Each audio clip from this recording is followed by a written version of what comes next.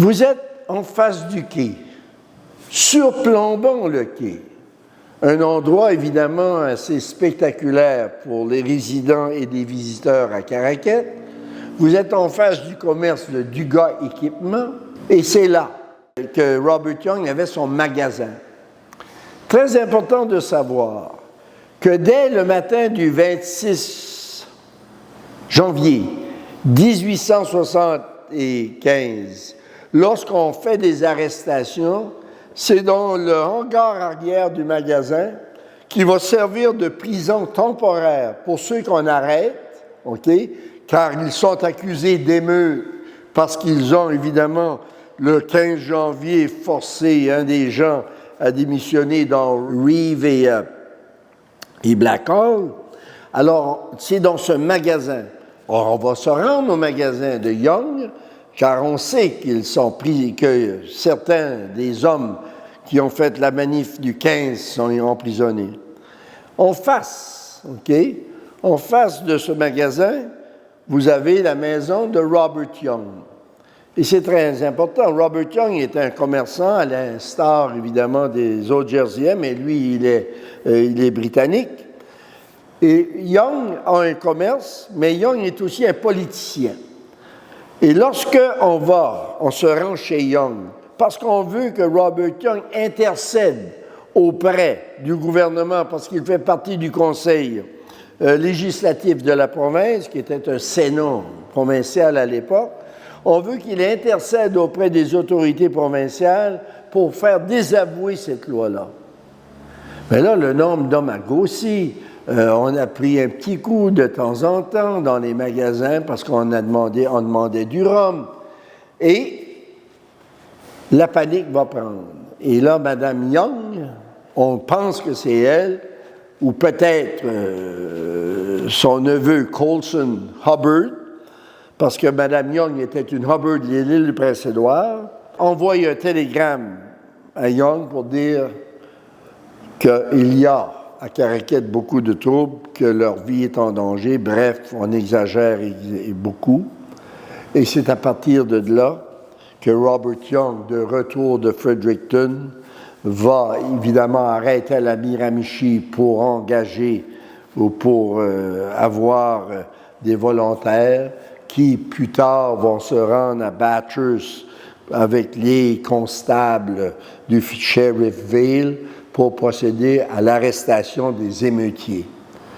Et suite à ces arrestations-là, comme vous le savez, à partir du 29 janvier, ils sont en prison. Ils vont attendre un procès qui va s'ouvrir qu'en septembre de la même année. Et Joseph Chiasson sera le premier, n'est-ce pas, sera le premier à être accusé de meurtre avec 8 autres, mais c'est lui qui va subir le premier procès. Joseph Chiasson, comme je vous l'ai dit précédemment, était lui aussi orphelin. Son père était mort de la picote en 1856, alors qu'il n'avait que 6 ans. Et sa mère, était évidemment la sœur de la femme à André Albert.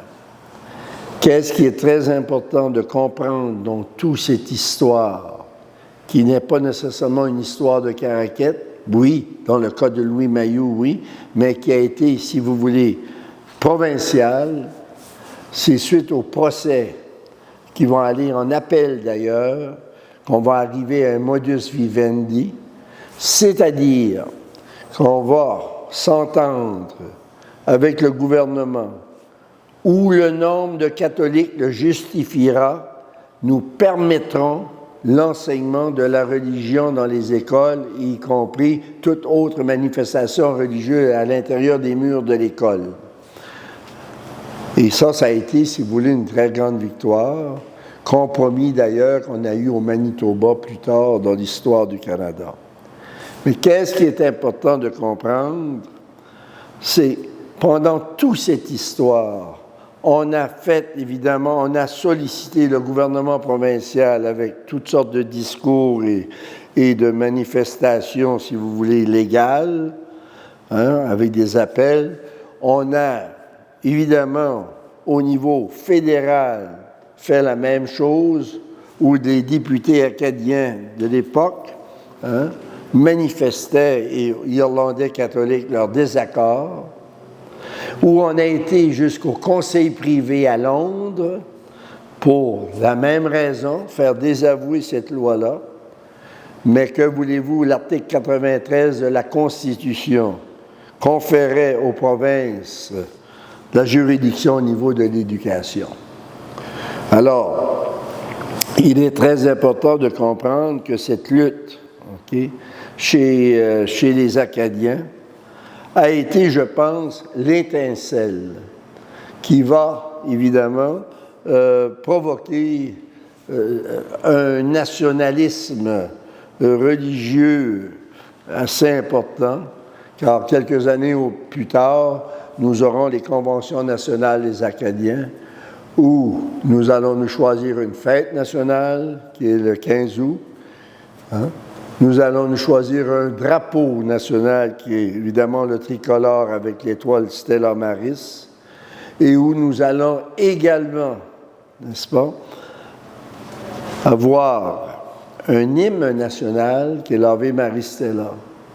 Évidemment, ces trois symboles de ralliement ont une connotation religieuse très importante, et il est définitif, à mon avis, que l'affaire Louis Mayou a été, si vous voulez, la bougie d'allumage de ce mouvement qui va évidemment avoir beaucoup de répercussions par la suite, car les conventions nationales vont se poursuivre pendant de nombreuses années. La création de couvents, la création de collèges classiques, bref, l'émancipation du peuple acadien s'est faite jusque dans les années 1940 par le biais de l'Église